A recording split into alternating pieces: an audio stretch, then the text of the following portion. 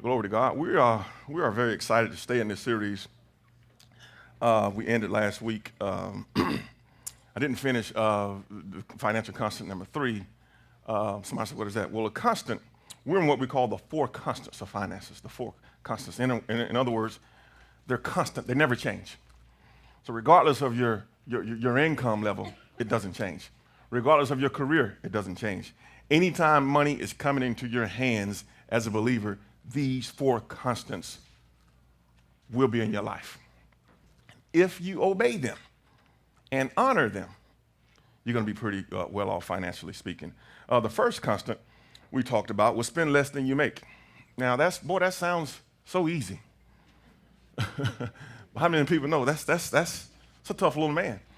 And in order to spend less than you make, you got to know 3 things. You got to know what's coming in, what's going out, and what's staying in your house. And I'm surprised at how many people spend 40, 60, 70, 80 hours earning money and spend 2 hours a month managing it. I don't even get that. And in that teaching, we discovered that your earning ability does not automatically translate over to your ability to manage what you're making. So a lot of people go to school, get all these degrees, all this kind of stuff, and never take time out to say, okay, I'm pursuing the financial dominion in my life, but I'm not taking any time to manage what I'm paying someone to go to school for, and it doesn't make sense. You have to employ financial literacy when it comes to spending less than you make. Why? It's fair to you. It's unfair to go to work, get a paycheck, and don't even know what's going on with it. How much you make? Well, I think I make, let me see. Somebody find me a pay stub. Ain't nobody find no pay stub. We should know, spend less than you make. Now, when you don't spend less than you make, what do? It's the opposite, right? You spend more than you make, right? And when you spend more than you make, that's called a deficit. Your household goes into a deficit. And a lot of times people don't realize their household is in a deficit because they don't do what we call financial dominion days. Me and my wife still live off an allowance. Think of that. Me and my wife still get tickets from dinner, take a picture of them, and send them to our personal email to make sure we're on track with what we're doing. We honor what I'm teaching you. Somebody said allowance? Yeah, an allowance.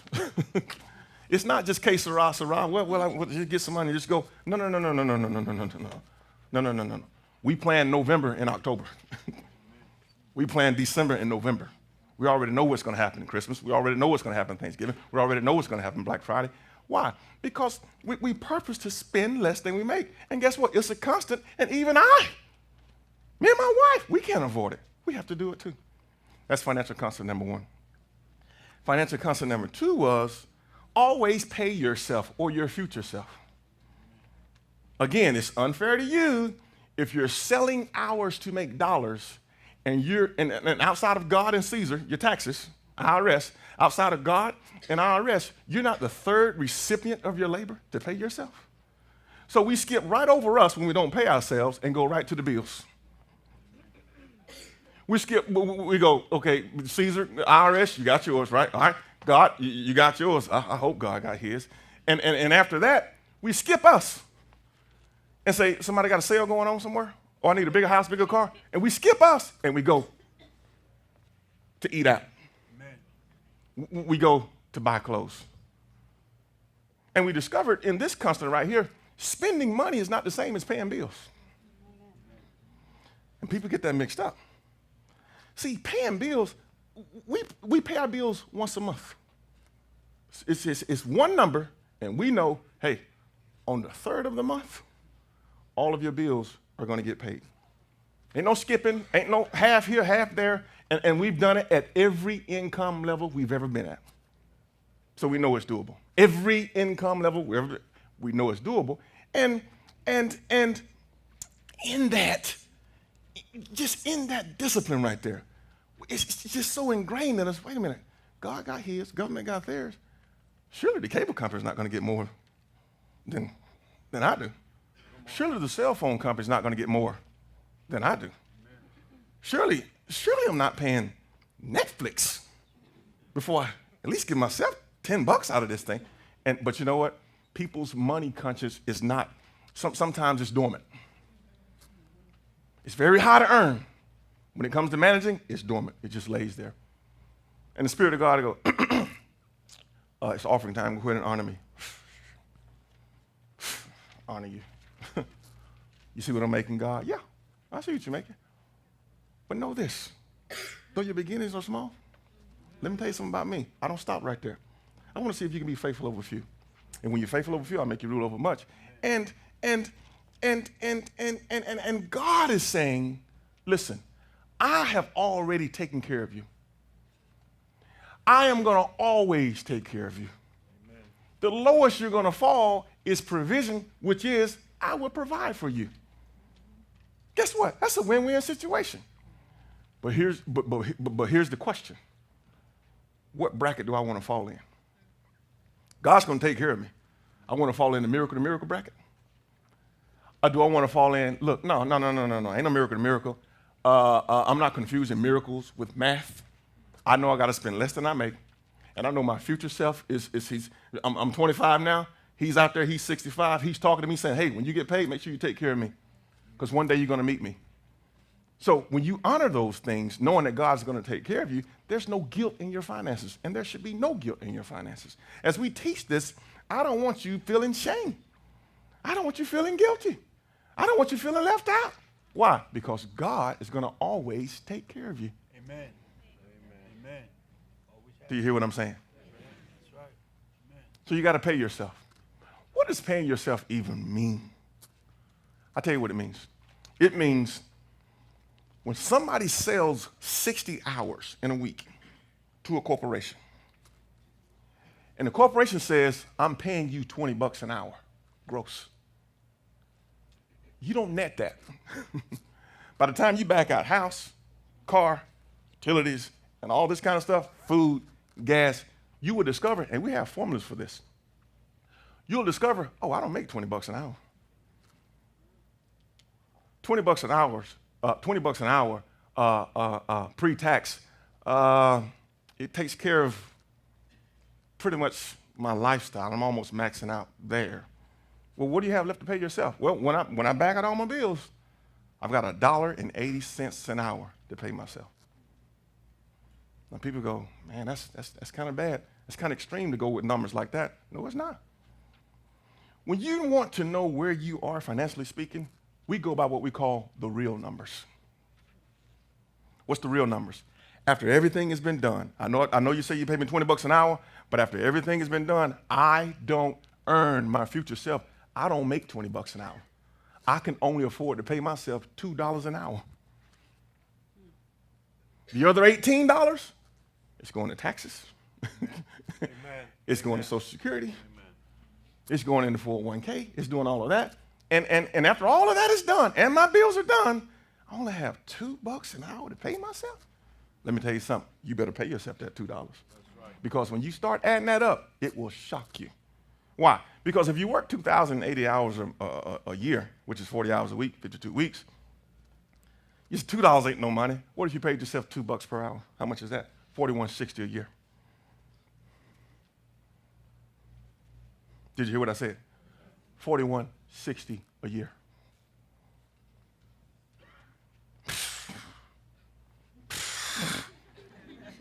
That ain't no money. No, $41.60 a year. Now you take that times 3. What's that? 12,480? 12,480, something like that. $12,000, 12,480. Let me tell you something. This is money I'm talking about that can be out of sight, out of mind, and you not even think about it.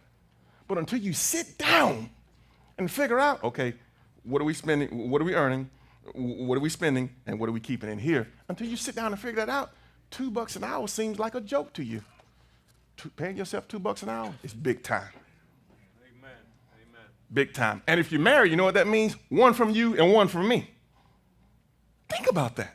So what are you saying, Brother Derek? I'm saying that as a married couple, $2 an hour should be $1 an hour from him and $1 an hour from her. That means if they work 60 hours each, hey, give me 60 out of your paycheck, I'll take 60 out of mine, and we're going to send it to an online savings account, and at the end of the year, it's going to be X amount of dollars, $4,160. And we just keep doing that. Why? We've decided we can live without this amount of money. You look up in 5 years and you got $25,000 sitting in your savings account. $25,000 ain't no money. Compared to who? It's all relative. Compared to who? Listen, I need 100 grand. What do you got now? I got about 80 bucks in my savings. 25 grand would change your life. It's not our God. But I tell you what, when the Bible talks about money answers all things, see, we sat down and looked at our lives and said, okay, what's the worst that could happen outside of a medical tragedy? Roof. 18 grand. No problem. What if your transmission goes out? $1,000. No problem. What if you get water damage on your wood floors and they come in and it's going to cost you 10 grand to get all that water damage? Well, number one, I got insurance. And if they act up, no problem. Why? I partnered with God's grace on my finances. I knew he had taken care of all of the heavenly stuff. I know he's going to take care of me. But I also knew I had a part to play. And he said, you know what? There's 4 types of people when this word is coming forth on finances. The first type is stony ground. Can't tell them nothing. They don't want to hear it. God told me one time, he said, be weary of people who have all the answers and none of the money. That's right. That's right. They got all the answers. Everybody's wrong. But they have no money. We're not saying money's like God, but be weary of people like that. So it's stony ground. Their heart is hard towards it. In church. Then you have wayside ground. Man, it hits them. Boy, they get excited about it, and it just falls away. It just falls away. And then you have what the Bible calls thorny ground. And thorny ground is when your financial DNA, how you was raised, how you seen your parents handle money, how you had to survive, financially speaking. Mom left, dad left, and you just had to survive. Nobody set you down at 12, 13 and showed you. So truth is coming forth on your finances. But this thing that's been in you since you were 6 years old, the thorn grows up and it chokes that word. It says keep surviving from paycheck to paycheck. Keep reacting, financially speaking, in life. Keep getting pumped up and then you're deflated. Keep doing that. And thorns are designed to choke. But that last one, it's what the Bible calls good ground.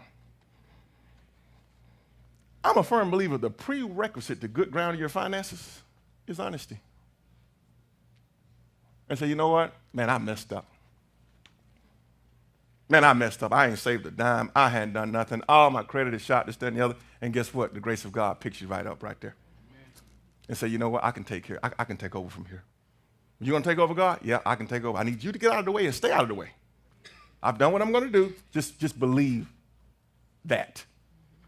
And operate under the earthly laws concerning math. And watch what happens. You marry my grace on your finances with your earthly discipline. And watch what happens. So the Bible says, out of those 4 people, Jesus now says, when the word is coming forth, I'm not saying you're wayside. I'm not saying you're thorny. I'm not saying that you're stony. But it says stony, wayside, thorny, good. Stony, wayside, thorny, good. Yes. Stony. Thorny, wayside, stony, good. So it says 1 out of 4 is going to bear fruit. And then what it says about those 1 out of 4, out of those, whoop, whoop, whoop, out of those 3, it says out of those 3, they're going to go 30, 60, 100-fold. So out of those 3, somebody's going to go, that's it. I'm dealing in truth, and I receive God's grace on my finances. I no longer walk in shame concerning it. I no longer walk in guilt concerning it. I no longer walk in fear concerning it, because God has already done all he's going to do as far as taking care of me. I got to marry my earthly discipline with God's grace on my finances. And man, I'll be A-okay. But no more worry. No more shame. Think about it. Think about on the back end what money or the spirit of mammon tries to do to us. The spirit of mammon says, pay no attention to your money to manage it. But on the back end, I want you to worry about it all the time. Either way, I'm going to employ some of your think tank. Now, I can get it on the front end, and you manage it, spend less than you make, pay yourself, have a spending plan, all that kind of, I can get it on the front end. Or I'm going to come on the back end and I'm going to get it.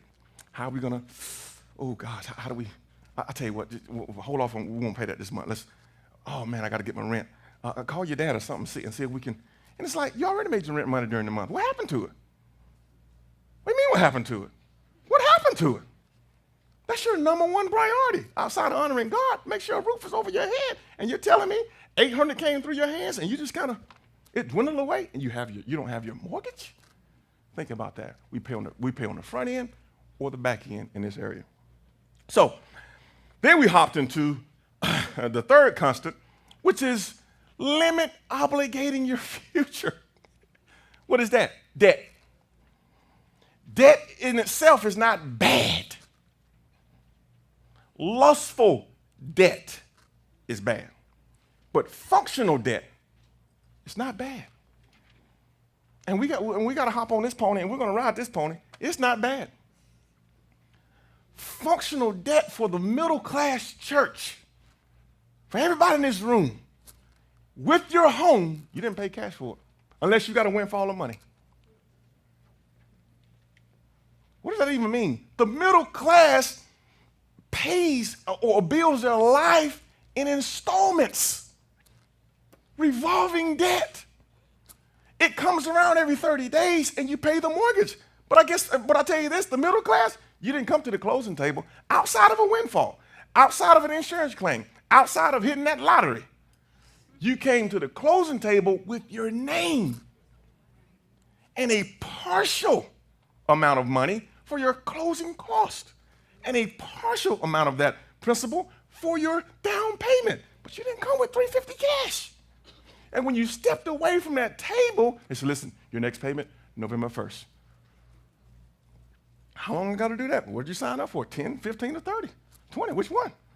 I went ahead and did 30 years. Oh, okay.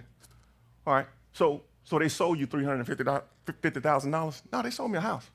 No. You're paying to live in a house. They sold you money.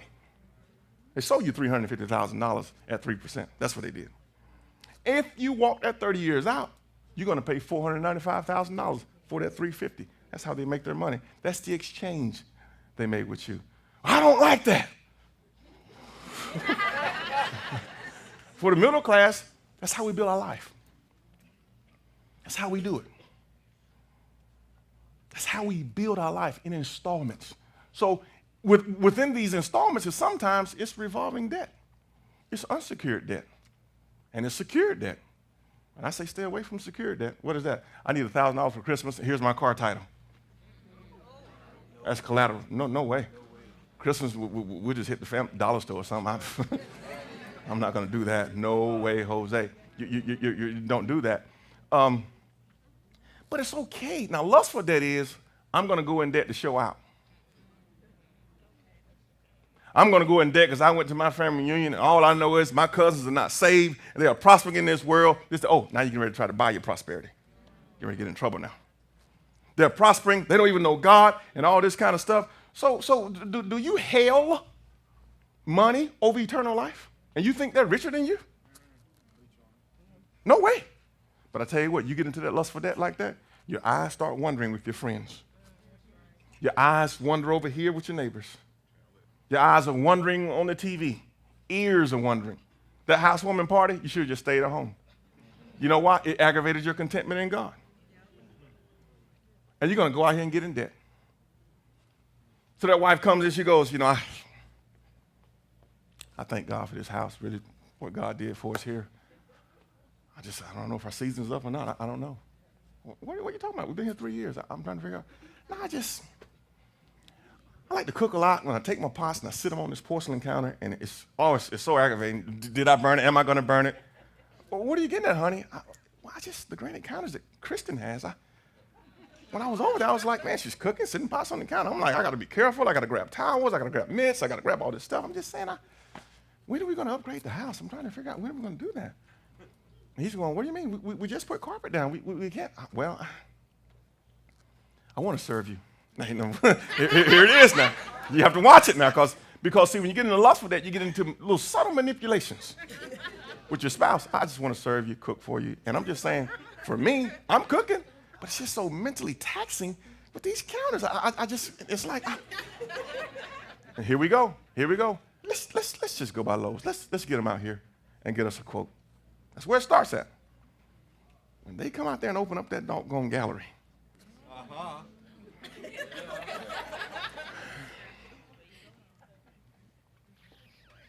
And the husband, stand up, Larry. Somebody said, when are we going to get to the message? I'm preaching to you right now. I'm preaching to you right now.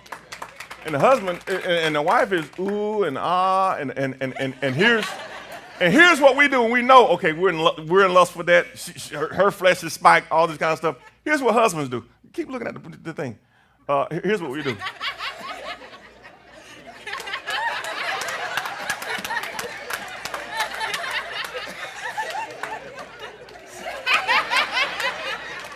Because what we're trying to figure out, I thought we said ain't nobody selling us when they come in here. I thought we made an agreement that we're not going to do this. We're just going to look. Don't look at me. I'm not excited. And we're sitting back going, how do we even get here? Here's what we say to ourselves. I know how this is going to go when I say no. Ooh, I know how this is going to go when I say no. Why? Because her space shuttle rockets have took off and it's like they have taken off, and it's like now you got to turn those rockets off by saying no, not now, sweetheart. What, but you have to. He said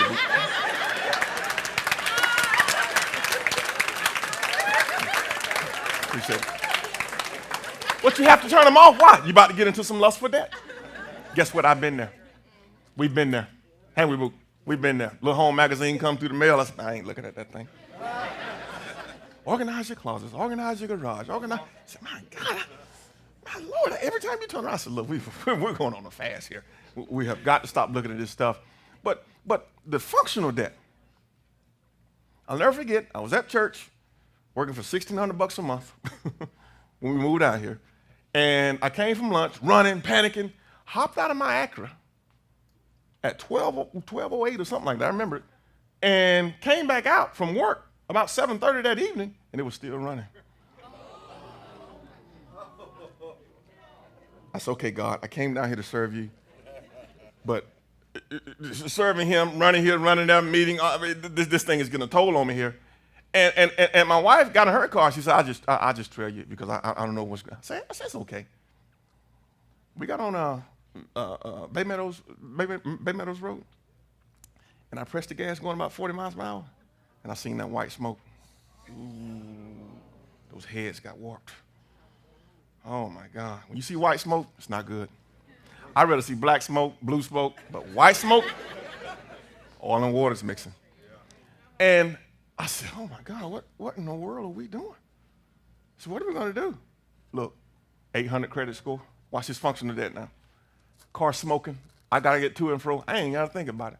Let's go over here to Nissan. Y'all running a special. How much this thing is?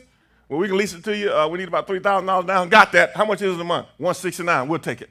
We'll take it for 36 months, and we'll just ride it out. Matter of fact, let us just go ahead and pay for 1 year up front. We'll pay $1,400 a year every January, and we'll have it knocked out. And guess what? We got into what we call functional debt. How's it functional? I got to get back and forth to work. That's right. I got to get around. That's functional debt. I don't like no leases. The mileage and all this kind of stuff. When you're building something, you're not running all over town every day. For us, it was home, church, work, a little activity every now and then. But for our lives, we looked at it and said, hey, we're right here. What if you go to Atlanta or North Carolina to see your mother-in-law and her family? What did you do? Alamo. Enterprise. I'm just saying, family vacation and Nissan office, that's kind of tight, ain't it? No, town and country van. $350 a week. Come right back home to that $169 a month functional car note. But now here's lust for debt. This is making $1,600 a month. Here's lustful debt. Car smoking. Boy, I tell you, I've always wanted to ride tall. Maybe God is telling me right now, this is it. You've been a student here. You've been diligent. You've been faithful. Look at it. It's falling apart on you. You've ridden this thing till the wheels fall off, and now it's time for you to reward yourself. You're darn right. I don't want to go buy this Nissan place. Let's go over to Jaguar. God is speaking to me right now. I feel like, watch this. Watch the high level of entitlement now. Lust for debt is what I'm talking about. Jaguar. So how much is this lease on this thing right here? Which one? The small one? No. I need a long wheelbase. I don't want no small one. God is trying to teach you something here. Teach you what? That he's a reward of those who diligently seek him. And that's what you got to know. This right here? Yeah, with the wood grain let down, all that, all that kind of stuff on the seats, all that. Oh, he said this right here lease for $1,369 a month.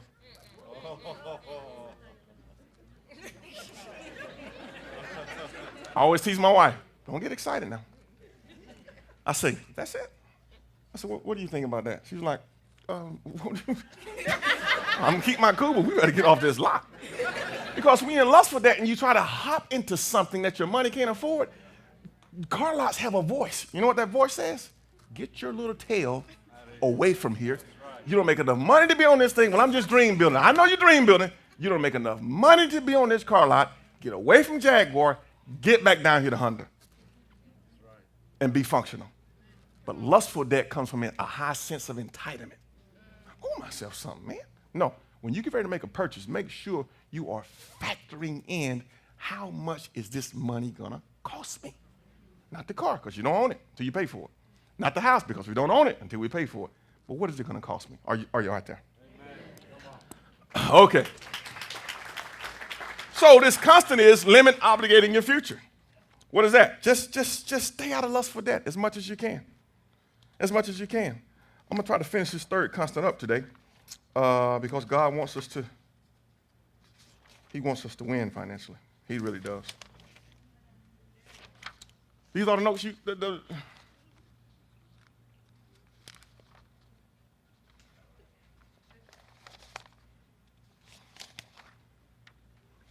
Yeah, I had 16 pages. I think it's about 8 pages. I go from the iPad, though. I go from the iPad. Turn with me to Proverbs chapter 22. I'm going to give you some meat today. Yeah, the air went out on us this morning, and our team, Chris, the team, all those guys, they worked real hard to get it back on. And praise God for that. So excuse us if it's a little warm in here. We're doing our best. My wife's like, oh, my God, the air is out. I said, people understand. They got a house. I'm working on a series now, The Inherent Nature of Church. It's going to set a lot of us free. When we realize, oh, that's inherent in church? Yeah. People leaving? Yeah. People coming? Yeah. People getting offended? Yeah. People wanting you to preach on every political move in the United States? Yeah. All of that is inherent in church. People love you one Sunday, hate you the next Sunday? Yeah. Wow, you preached on my passion? Good. You don't preach on my passion? I'm out of here. Yeah, it's all inherent in church. Oh, man, that couple fell into this, fell into that. What are we going to do? We're going to cover them, make them accountable, and the grace of God is going to pick them up in character. We're not going to guilt them, shame them out, bring them up here, and then they walk around the church all guilty and all this kind of stuff, shameful and all that kind of stuff. That is not how the grace of God works. The grace of God says, look, cover. Now, we don't endorse sin. You keep doing it. Paul said, look, get the guy out of the church. He's just sleeping with this woman, this one. He won't stop. He just won't do it. So get him out of here. But the grace of God is inherent in church. And either you exercise it or you go against it. And when you go against it, you hurt people. You shame them. You get them clean on up out of here. And it's like, if you don't have a revelation of your own fallibility, you point fingers, you demand stuff because you don't know just how flawed your own self is. That's right. That's right. But a revelation of being flawed curtails your judgment. You go, wait a minute, I can't say nothing. I ain't spoke to my mom in 20 years. Let me just hush. Let me hush with that. Wait a minute, I can't say nothing. I cursed my daughter out last night. Let Let me. And what happens is you like to address elephant sin. You don't want to address gnat sin, though. A little bit of small stuff. You just went off on the drive at the driving window this week. Christian.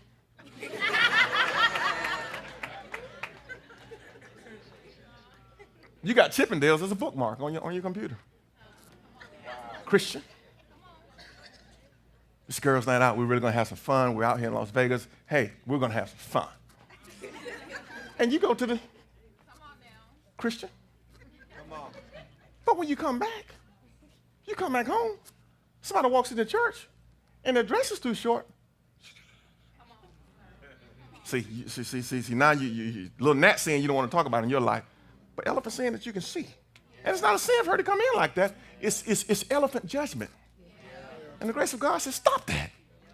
That's why outside of that door, it is not a scripture. It says, be kind. You know, and you're kind when you know, sir, you are flawed as all outdoors. Some of the stuff you think about yourself sometimes tells me you deal with low self-esteem. In this thing, Jesus. Well, I'm just going to flick it out. Okay. The rustling, I can't deal with it. But when you understand, hey, I have these crazy thoughts too.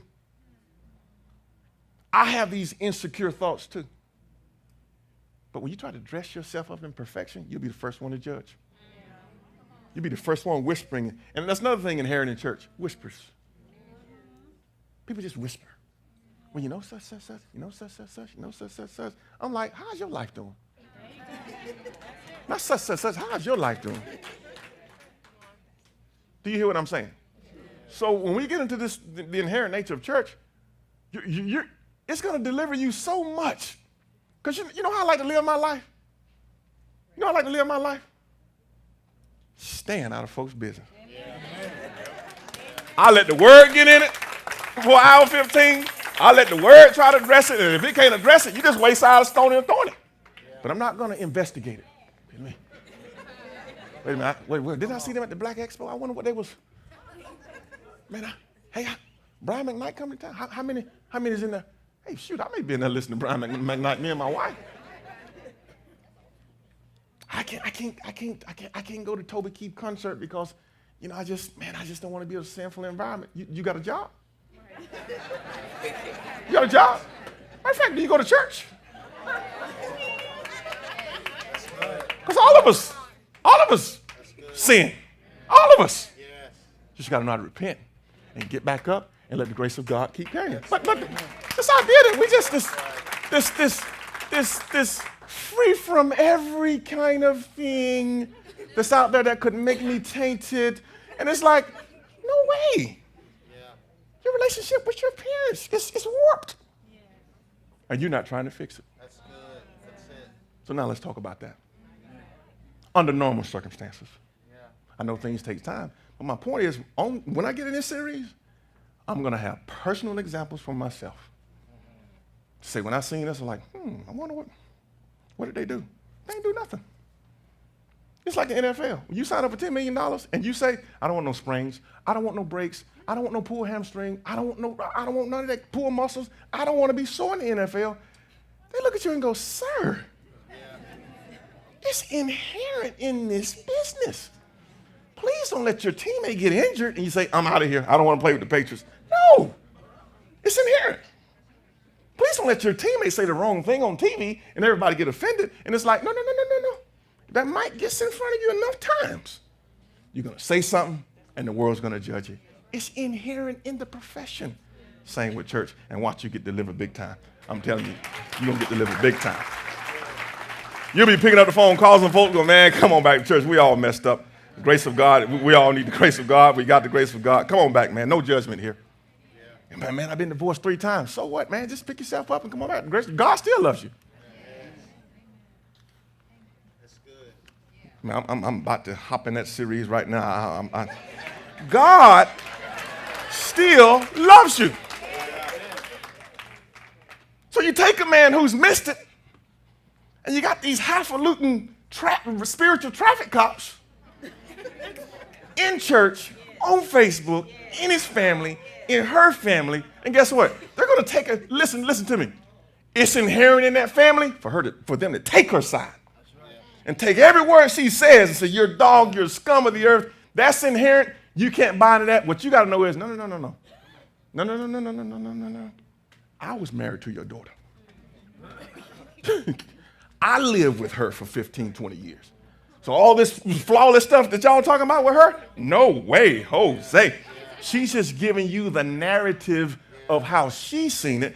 And anytime a narrative comes forth from an incident, a breakup, a divorce, a separation, a leave of church, and all you hear is bad, here's how I want you to respond. Tell me about the good. That's right. Fix your spirit and fix your mouth to tell me about the good. Why? It's going to deliver you. It's going to set you free. You're going to keep your mouth off of him because you can't tell me for 18 years you were manipulated to stay for 18 years. 7 kids later and you never loved him? Man, oh gosh. Check in the earth, please, because you've checked out. And what do? We go, wow, he's terrible. He's awful. Watch this now. He called himself a man of God. You mean to tell me, watch what we do. 10 years in church and you still can't? Guess what? You too. Still can't. So we know the man is dealing with shame. We know the man is hurt. We know he's trying to do his best to put things back together. But guess what? We say, oh, you got 315 trying to push it.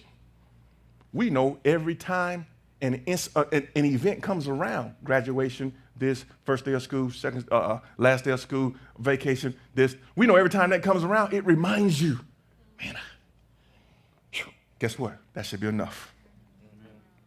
But Christians want to come along and go, nah, that ain't enough. No way, that's not enough. The anointing has left your life. God is through with you. He'll never use you again. You don't have a voice to say nothing to nobody because when you open your mouth, all they're going to think about is what you did back here. Yeah. And God is going, you're a fool telling that man that. That's right. If you think I dismiss my love from this man, I take away my grace from this man. And if you don't think I can put his life back together to put yours to shame with your judgmental self, you're in a fool's paradise. Because God wants everybody to win. Sounds like you're endorsing sin, buddy. I'm not endorsing sin. We do a pretty good job, but that without any endorsement. That's right. What I'm endorsing is partner with God, not the devil. Yeah. To patch people back up and help them get back to church. But don't put your thumb down on them. They're already dealing with it. Yeah. God told me, he said, look, man, he said, I got a blended family. He said, let me tell you something. He said, every school year, I'm reminded. Every graduation, I'm reminded. Every dance recital, I got to show up. She's got to show up. I'm reminded. I'm with my girlfriend. She's with her boyfriend. I'm reminded. I don't need church to come right behind that and keep reminding me that I messed up. Guess what? I messed up. I really did. And I hate I did it. I messed up. But the grace of God is carrying me, but your carnal judgment is suppressing me. Guess what? And that's why people flee the church. People are not coming to thumbs down churches no more. That's right. Come on. They're out of here. And you know why they're out of here? Is because we're supposed to be putting them back together. Instead of putting them back together, we said, no, give me the hammer. Let me crack it some more. That's right. Preach hell and brimstone. Come on. And here's what we do. We preach them out of recovery mode. Yeah. They don't think they can recover. Yeah. They don't think they can become an awesome man again, awesome woman. They don't think they can become an awesome husband, father again. Why? We preach them clean out of restoration. Yeah. So look, you're not perfect before God. He has nothing else to do with you. Let me tell you something. I hate that spirit. Yeah. I hate it. That's why I said we're going to have fun in this church. We're going to excel in life, excel in God. And if you can forever foresee yourself needing grace and mercy, extend it every chance you get. Yeah, yeah. That's what you better do.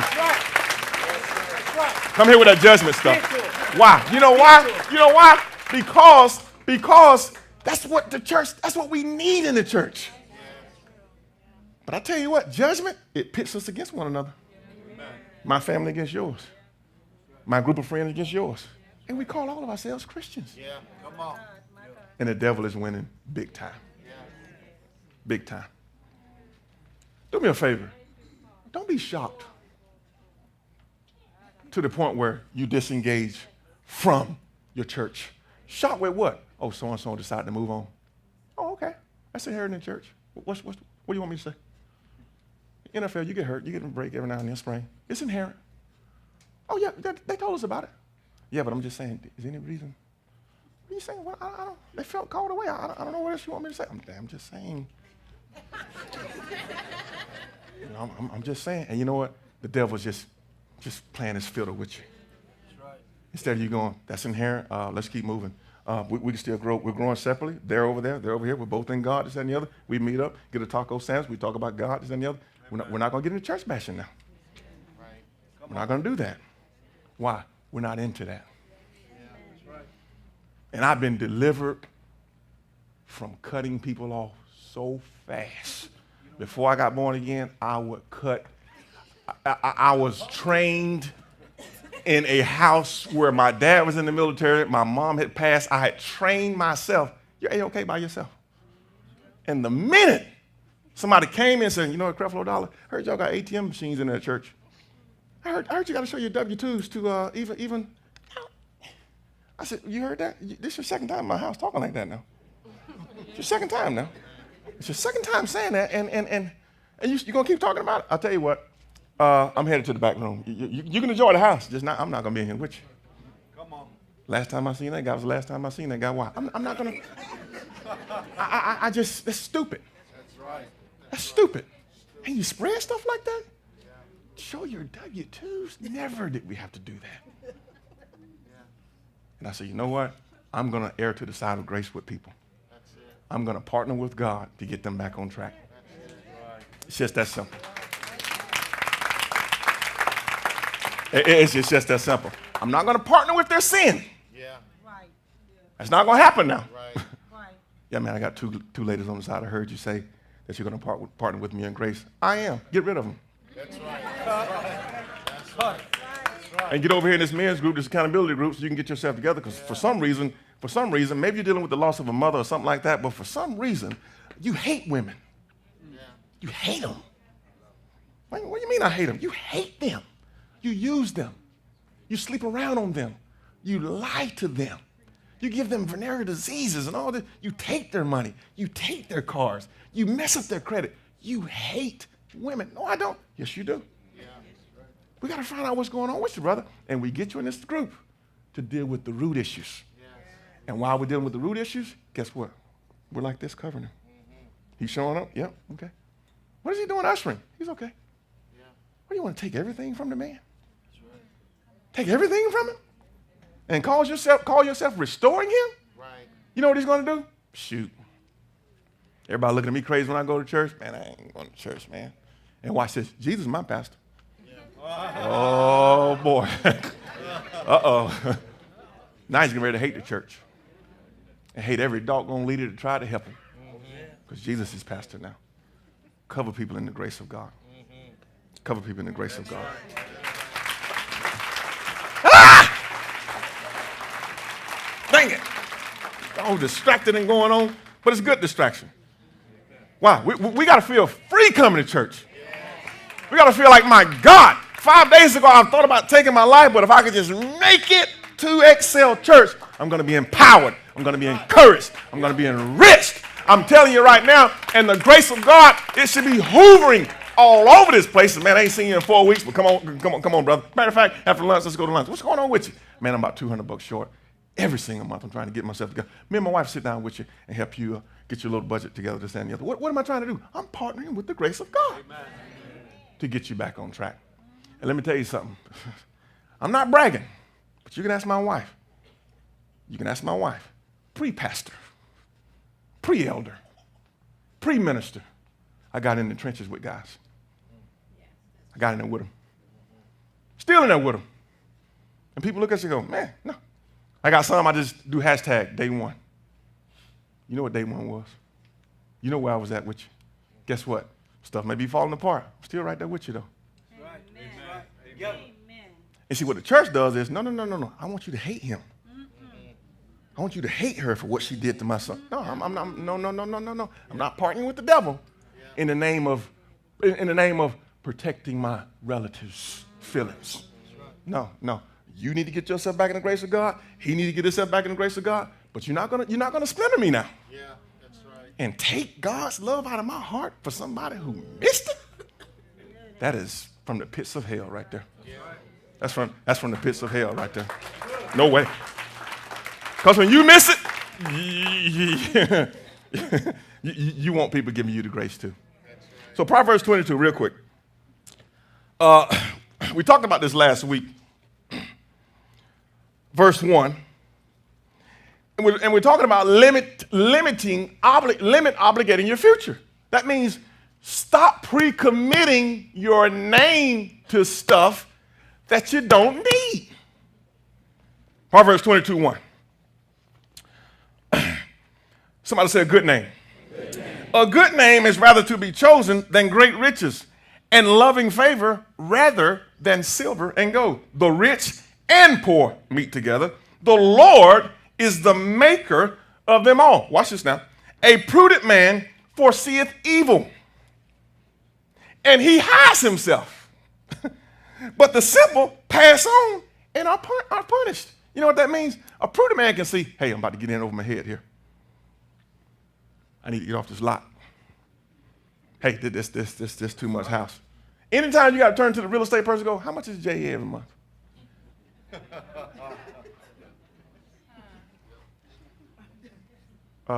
You're in a 3,500 square foot house. What are you looking for? Well, in my apartment, it was like 105, 110. How much is JA a month? 3,500 square feet, 2 stories, 2 units.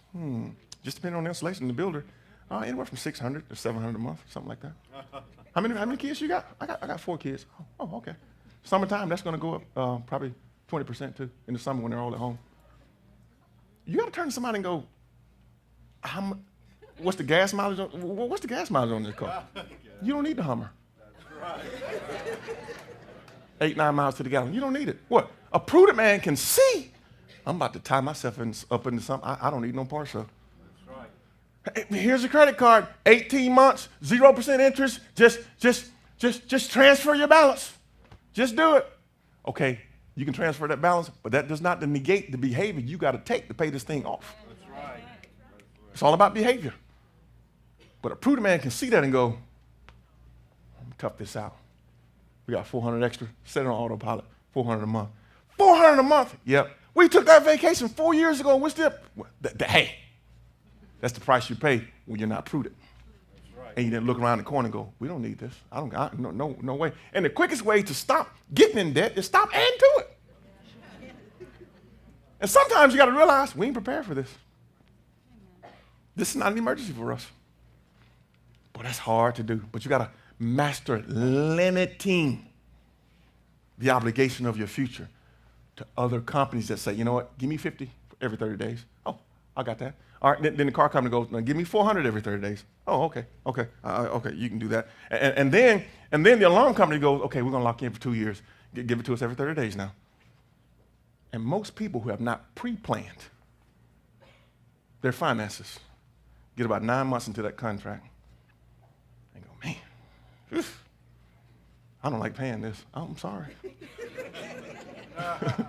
You should have looked around. You should have been prudent. And you should have seen this coming. But you know what? You didn't see it coming. Why? Because it said it's going to be $80 a month. But you didn't realize it's $80 a month plus every other obligation you got. And when that compound interest is clicking on that credit card and you send that little minimum payment 3 months in a row, something should go off you and go, wait a minute, I'm just giving money away here. What's going on here? You mean to tell me we paid $50 a month for 1 year on $3,000 and it still ain't moved? What are we doing? You have to wake up and become prudent and go, that's it. Amen. That's it. Downgrade the vacation, downgrade the anniversary, downgrade it. We're going to have it. But we have got to stop this compounding interest from pushing us around. It just pushes us around. And it does it every single year.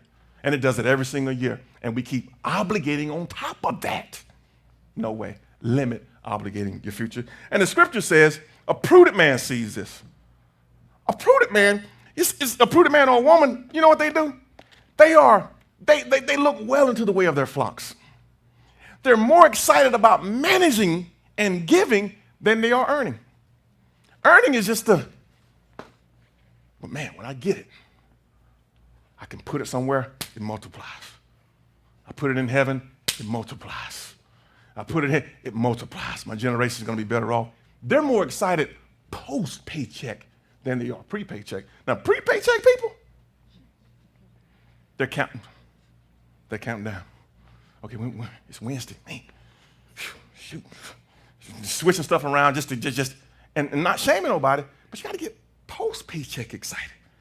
And post-paycheck excitement requires some true discipline about your future and about your commitment to it. True discipline. Pre-paycheck excitement is if you bank with a credit union, you know. Not on Friday. There you go. That baby hitting Thursday. Now everybody else, it's like, I got paid already. I don't know what's going on with you. But what you got to do is you go, okay, government, God, future self. Now let me get over here to my lifestyle. See what I got to do with it. I want to downgrade that. Here's the thing about promotions. When they run out, you can get this cable, $99, this, that, and the other, a month for 12 months. You sign up for it, all this kind of stuff, get used to it. The 13th month comes, $259. That's when you got to go, downgrade me to broadcast. I can't tough it out just for HBO. I just can't do it. Why? I'm not gonna obligate my future. Are you with me? Let's keep rocking and rolling here. 14. Brother Hodges, you got that air kicking. I like that. I like that cold air. I don't like the sweat and feel like ants on you. I just, man, a lot. Woo. Ceiling fans in the bedroom are of God.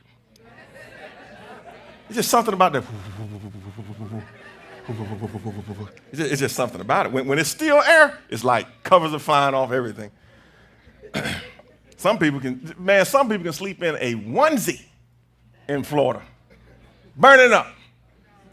What you got the air on? Man, I done turned it up to 80. I'm freezing. Shoot, not I.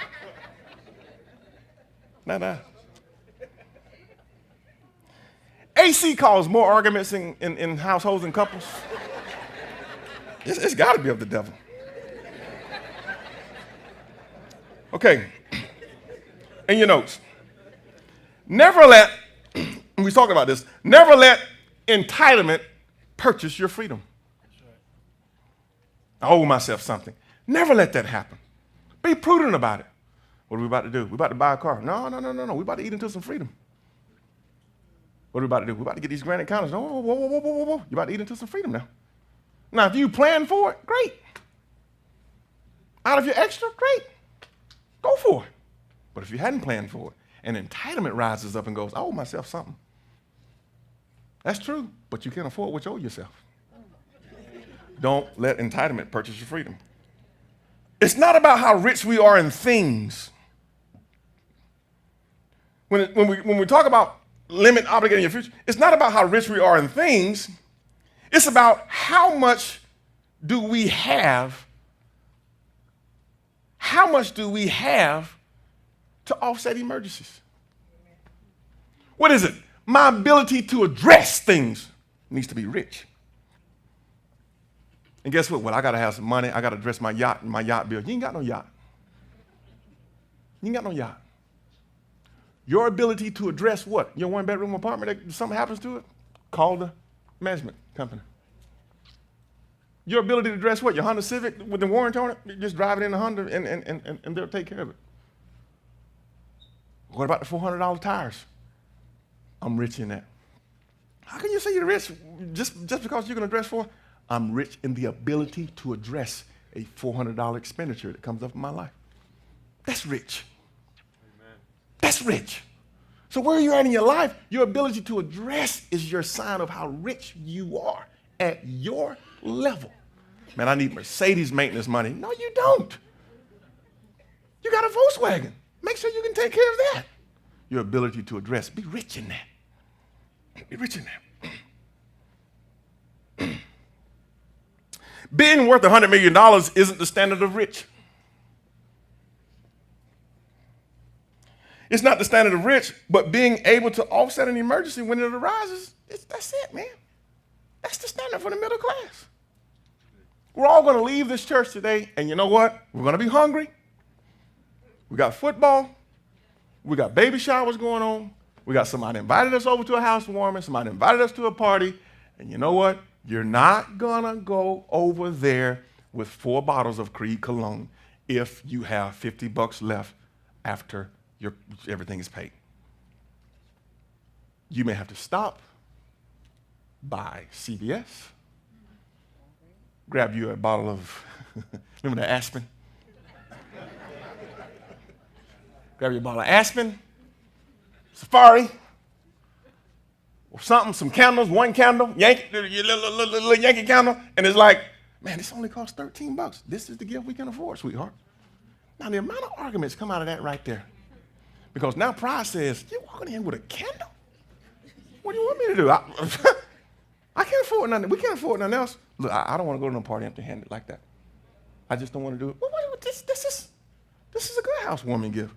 But when you feel when you want to shine more than the gift, you'll get in an argument with your husband or your wife because you don't feel like this is enough. This is embarrassing us. No, this is what we can afford.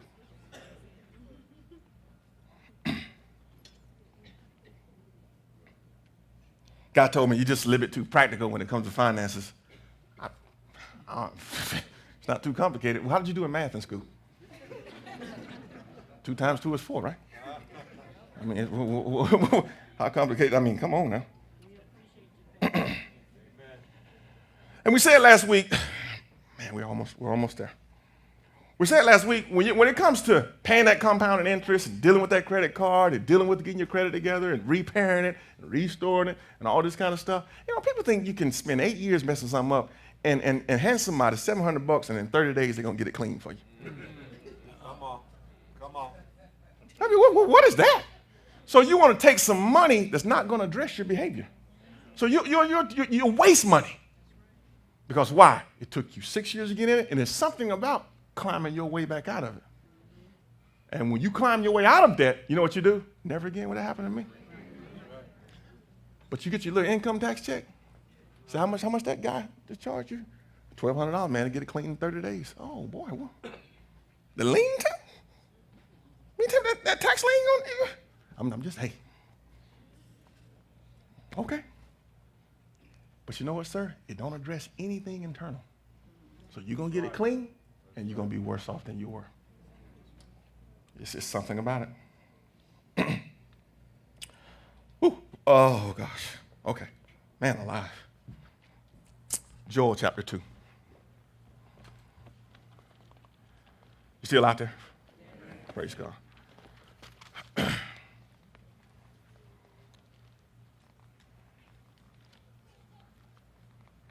Whew. Ain't nothing like getting your money right. I don't care what nobody say. We can be deep, spiritual, all that kind of stuff. I don't know about my money. Man, please. You want to get your money right. And you know what? It feels good when your money right.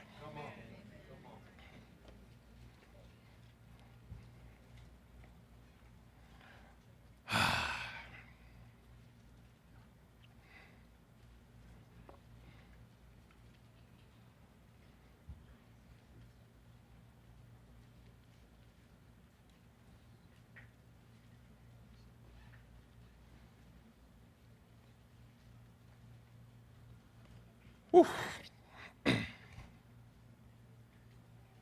These notes is jumping around on me like nobody's business this morning. Give me a second here. You know how it is when you update one Apple device and you update the other one? That thing can get away from you real quick.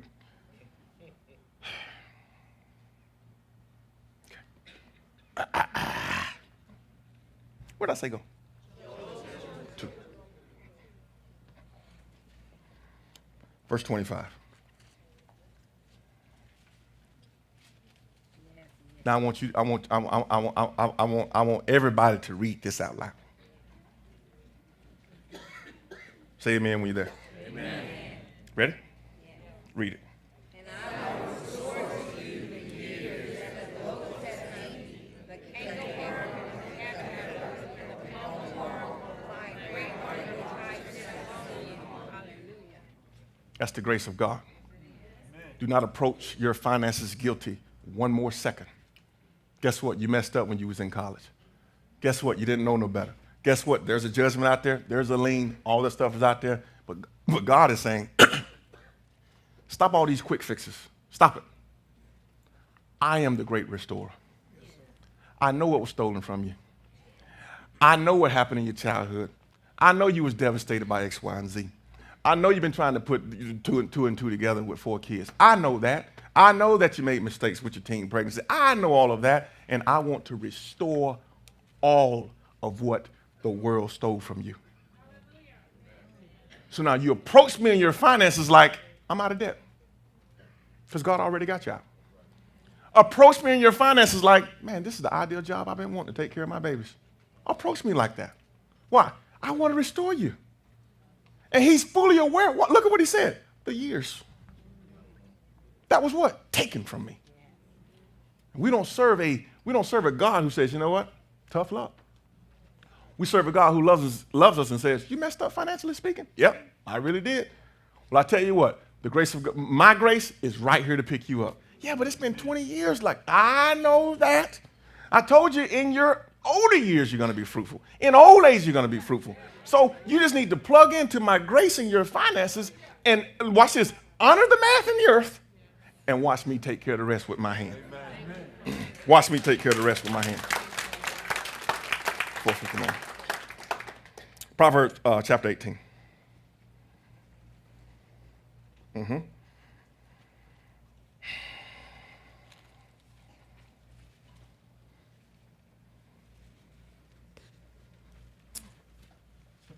Verse 17.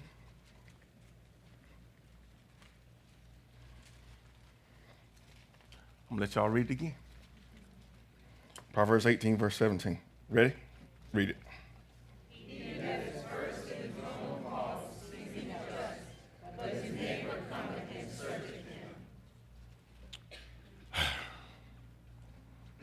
When it comes to finances, we can be a financial legend in our own mind. Do you hear what I'm saying? Because we're so secluded with them. We have an intimate relationship with them, but we're secluded from everybody else. And in our own mind, man, I'm doing good. Man, you take time out and say, you know what? I'm going to take time out. I'm going to run over here to Fidelity, and I'm going to sit down with them one Saturday, and I'm just going to open up my book of my portfolio to them, and I want to see where I am. Guess what they're going to do? Search you out. And what they're going to ask you is, what's your savings plan? How much do you invest every month? Now, according to this, from this age to this age, you need to be doing $795, not $120. What are they going to do? You're going to get searched out. And people who want to get it right, they welcome that. The Bible says, when you get ready to wage war, you wage it with counsel. So look, man, I'm about to tackle this $23,000 in debt, and I just want, when I hit it, I got extra money. When I hit it, I want to set it, I want to forget it, and I'm ready. But let me go over here and make sure my plan is solid. What? Let me let somebody else search me out. Make sure. Well, now according to this, now, you're not snowballing, you're avalanching. Those are two different ones. You may want to snowball these debts. What does that mean? Well, let me show you. Let me show you how to do it. And guess what? When you allow that, people get you on track. I can't tell you the amount of times I come in the back and say, hey, I got something going on. I can't figure it out myself. This is my pastor. I can't figure it out myself. I can't. I prayed. I read the word. But this thing keeps recurring in my life, and I gotta, what you ever thought about? No, I never. Well, why don't you go? I never. What happened? I allowed somebody to search me out. And when it comes to finances, you get tired of bumping man, Only time I'm excited is income tax time. Bumping my head. You have to allow somebody to look in it and go, you may want to change this or change that. And let me say this to you. When I was in Atlanta, I translated travel to financial success. Didn't we? 9 vacations a year. We're traveling, man. We're just traveling, this, that, and the other. And you know what? Traveling don't mean you're successful. What means you're successful is, how are you honoring the future with your money? That's the bottom line. A lot of people travel on credit. I didn't say anniversary. I say they travel on credit. And look up 5 years, and that thing is, it's on your compound interest says, hey, I'm still here. I'm still here. Psalms 37 real quick. We got a minute 15. Psalms 37.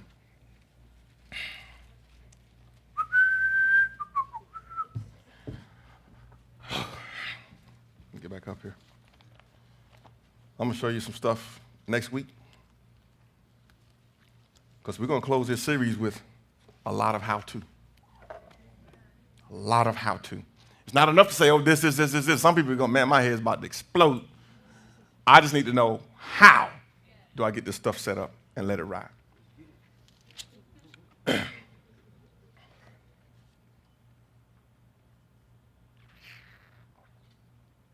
Oh, there it is. Psalms 37, verse 20. Where do I want to go here? Verse 21. The wicked borrows, and they don't pay again. But the righteous shows mercy and giveth. For such as be blessed of him shall inherit the earth, and they that be cursed shall be cut off. The steps of a good man are ordered by the Lord. He delighteth in his way. Though he shall fall, he shall not be utterly cast down. For the Lord upholdeth him with his hand. I have been young, and now I am old. Yeah, I have not seen the righteous forsaken, nor his seed begging bread. He is ever merciful, and lendeth, and his seed is blessed. God says, be prudent when you borrow. Don't borrow knowing you can't pay it back. That's called a preemptive lie. You know you can't pay it back. You know you're scrapping to pay now. You don't do that. God says, look, you're trying to buy your prosperity. You're the righteousness of God. You will never find yourself begging for bread. And 2 Corinthians chapter 9 says, look, I give seed to the sower. I give seed to him. And guess what? The most important part of that is sower. I give seed to him. No, you give me income. No, I don't. I give you income if you don't sow. I give seed to the sower. And then he says, hey, I don't play favorites, man. This is not, what am I trying to say? This is not, when I say sow bountifully, reap bountifully, I'm not pitting one against the other. What Paul is doing is I'm giving you insight into something. Well, if I sow sparingly, you mean to tell me God? No. I didn't say that. I'm giving you insight into something. When you sow bountifully, you're going to reap like that. So you're saying if I don't do that, God? No. I'm giving you. Just know that. I'm going to leave you alone. Now, let me tell you, if you sow sparingly now, that's how you're going to reap. But God gives seed to the sower. That's insight. And people go, I'm doing pretty good without doing that. Maybe you are. Maybe that's the grace of God. But here's what I know. I keep giving it to the sower. How many sowers do we have in the room? God want to keep giving you seed. I want everybody to lose the financial judgment eye. Leave it alone. Stop puffing up your income. Stop puffing up what you make, all this kind of stuff, and just know this. God, give me seed. Give me seed. Give me seed, God. Stop doing it. Because I said to myself, I had a thought when we was flying back from Atlanta. I said, This is what I said, Paul. I know I'm going to be in heaven. I know that. I said, but when I'm gone, do I know with the earthly mindset that I'm gone? Do I even remember even the stuff that I'm sweating? Do I even have any recollection of JA or investments or how much savings? Doesn't even matter. That's why a good man leaves. That's why it's like, you can stress yourself out. You can pile it up. You can hide it. You can do all that kind of stuff. But at the end of the day, what you don't realize doesn't even matter. You earn 8%, but so what? Where am I at? AC or furnace? Is it hot or is it cold? Am I being invited to go look at the Garden of Eden? Or am I down in Hades somewhere? I said, do I even, why this little bit of stuff that does it even? No. Just let Scripture give you insight. Another insight, be not deceived. What do you mean? God is not mocked. Huh? Whatsoever man soweth, watch this insight, that's what he reaps. Well, God is out to get me. No, I didn't say that. I just said whatever you sow, that's what you're going to reap. Well, no, I make $150,000. Sure, I can sow craziness over here and not reap it. Sure, I can sow gossip over here and not reap it. Sure, I can sow backbiting over here and not reap it. No. Keep making your money. Keep the perfect posture in front of people. But just a little insight. Whatever you sow, you're going to reap now. Well, I hadn't reaped. Trust me, reaping don't have a timetable. It just says you will reap. Not within 60, not within 2 years, not within 5. It just says you'll reap. So all these are insights into God's financial kingdom. And I want Excel Church to get it. I want us to be rich in choice. I want single moms taking their kids on vacations in the summer, not trying to figure out how they're going to do this and do that. I want that single mom with that teenage son. I want them close as all outdoors, creating memories, this, that, and the other. And guess what? It takes money. It takes money to do that. And we're going to do it. We're going to do it big time. We're going to have average folks just like we do now. God told me, oh boy, this guy's funny to me. He said, look, all I get, he's all men. He got a nickname for it. Why? He said, all we get excited about is how much we sow. He said, that's it. That's when we really get excited. I said, with your background, with your record, everything that you did, the felonies, the this, the that, can't stay in this apartment because you can't get life insurance because, I said, now you have all that stuff. I said, you know, when I walk in your house, I feel prosperity. I said, I feel it. I said, I can't explain it. I said, I feel it. It's like, man, the hand of God is with this man. It is on his life. You know what I go right back to? He brags about his seed. He brags about it. Not in a look at me, but man, we went 2,000 over 20,000 this year with our seed. And he's excited about it. And here's the thing about that. God gives seed to the sower. So now business is just overtaking him. It's like, man, $3,000 a long time ago. And now it's $3,000. It's nothing. Go ahead, do you want to do it? Go ahead and put this on there. Oh, address this. Oh, we're going to do that. Oh, we're going to da-da-da. Why? And this is a man with a prison record. When the world says, every application you fill out, nope, we can't take you. Nope, we can't take you. Oh, okay. You can't take me? I know somebody who will. The grace of God will take me. And you know what? When these guys come out of incarceration with no other hope, and they see God begin to take care of them, you don't have to convince them to sow, twist their arms. What you have to do is, ho, man. Don't hurt yourself. No. That's not how we work. What two of them said. That's not how we work. We're grateful to God for what God has done in our life. When the world told us, forget about it, you'll never recover. Now you walk in these guys' houses and it's like, I feel it. And when I see them work, I see the hand of God on them. I see it. And you know what? God gives seed to the sower. And those guys are defying the odds every single day. Just when the world says, I'm counting you out, never again, you count me out, 800 credit score. That's right. You count me out, 2,500 square foot house.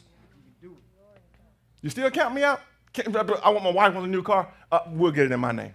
Count me out. Count me out. I can't get life insurance. Watch me. And they got life insurance. Count me out. The grace of God don't count me out. The grace of God counts nobody out. That's right. Oh, you thought I was gonna have to go back to the streets to get that kind of money again? No. I'm already 100,000 there. I'm already 80,000 there. Now keep counting me out. Keep doing it. And guess what? The grace just keep. The sower, it just keeps going to the point where they have to say, you know what? One of them told me the other day. He said, "Yeah, I had to give away 35% of my business." I said, "What? It's part time." I said, "Yeah, wait, 35% of your accounts?" He said, "Yeah, I can't keep up. Everywhere I go, every neighborhood, people want my business." And here's the beauty to it now. Listen to what I'm ready to tell you now. He has zero demand on his part-time income. So he worked 40, 50, 60 hours. Where the world goes, we'll bid for you because you're an excellent man. You're a giving man. You can be inconvenienced at any time. And then he'll hop out there with his part-time thing, earn that money, and say, "Oh, all this money is free. Amen. And I'm ex-felon. And I love God. And I love my wife. And I'm at all of my kids' game. Dog tired, but guess what? I am a sower. And God continues to give me seed, so much so that I got to give it away." The grace of God is looking for all of us like that. Looking for all of us. Woo! Yeah. Let's stand to our feet. I got to finish this thing next week. My God.